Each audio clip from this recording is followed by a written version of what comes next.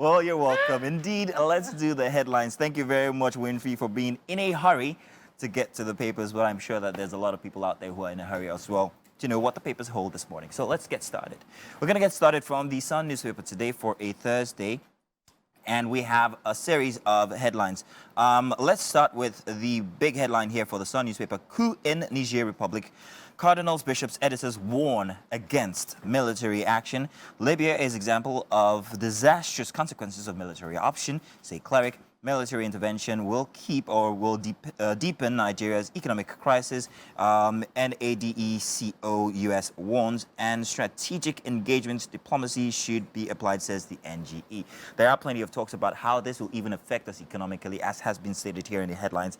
And many have also argued that the diplomatic sanctions that have been placed against Niger Republic are enough because it's stifling so much.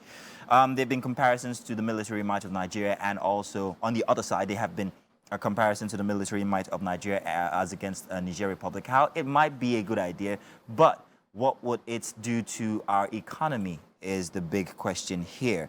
We're going to touch on that on other papers, but more headlines inside the Sun newspaper. First page here, Atlantic Ocean surge endangers biodiesel communities, Diri says, laments submerging of about 250 buildings in Odioma in 10 years, solicits FG's support, and 7 women regain freedom in Niger State after 130 days in captivity. Today, FG and Emefiele resume battle over bail, and diaspora engagement must for robust contribution to nation building, says Okonjo Iweala. And to another big headline here, FG makes FIRS sole revenue collection agency to abolish taxes hampering businesses. If you are one of the many few who have embarked on starting a business in Nigeria, you will admit that it has never been such an easy task, especially with the issue of multiple taxations that are facing businesses and causing businesses to actually, well, go into bankruptcy or even close down in less than 3 years. It is said statistically that the average cycle of a business, if you pass 2.5 years or 3 years in Nigeria, you will survive. But after that, it becomes almost impossible for the business to continue running. Let's move on now to our next daily this morning. We're going to move on to the Punch newspaper. Front and center for the Punch newspaper are these headlines. Once again, the Niger issues. UNAU ECOWAS meet on next move.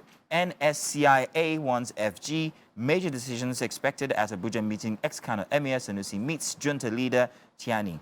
Nigeria rebels vow to restore deposed president. Coup leaders accuse France of fueling crisis. There's so much to unpack inside of the issues in Niger Republic and how it affects the rest of West Africa, especially Nigeria, with our president as the sitting chairman for ECOWAS. But we'll follow on that one as we go.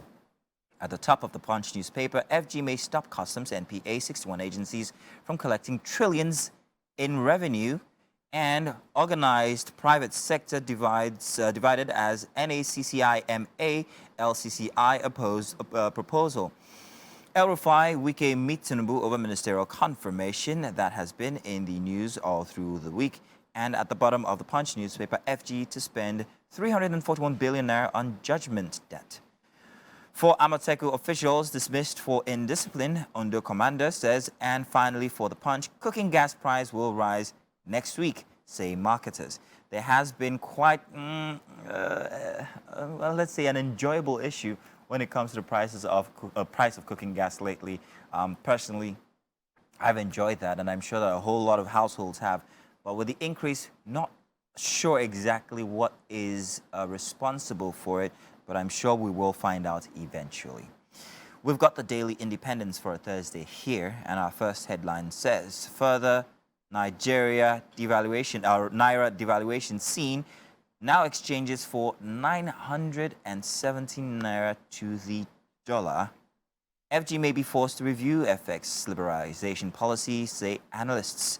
Will it be welcome? Perhaps. What would it cause? Because you can't keep taking, something must give. Well, we will find out. Nigeria loses 3.46 trillion naira to poor infrastructure. Others at ports.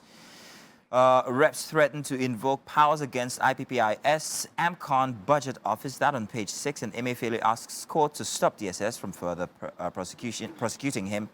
Subsidy removal. Ekiti Oke's 5,000 naira monthly to 10,000 poor households food distribution. A lot has been said regarding these handouts, if you want to call them so, or subsidies or palliatives, and how they might not be the best, but hey, what can one do? Supreme Islamic Council opposes sanctions military action in Niger. Southern Mid-Belt leaders ask Tinubu to address crisis peacefully.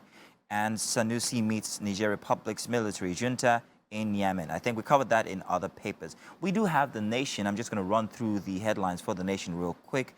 Niger Islamic clerics weighed in to prevent military action once again. And at the bottom for The Nation, APC replaces Betta, Edu, Kiari, Nwosu, and others. No replacement for Lukman yet. And forex scarcity pushes exchange rate once again, but this is differing. It says 782 Naira to $1. That's as much as we can take for The Nation, and indeed all the headlines this morning. Thank you guys very much for staying tuned. If you have an opinion regarding any of the headlines you want to share, do share with us. We'd love to read from you. Use the hashtag WakeUpNigeria on TDC. Let's do a quick break.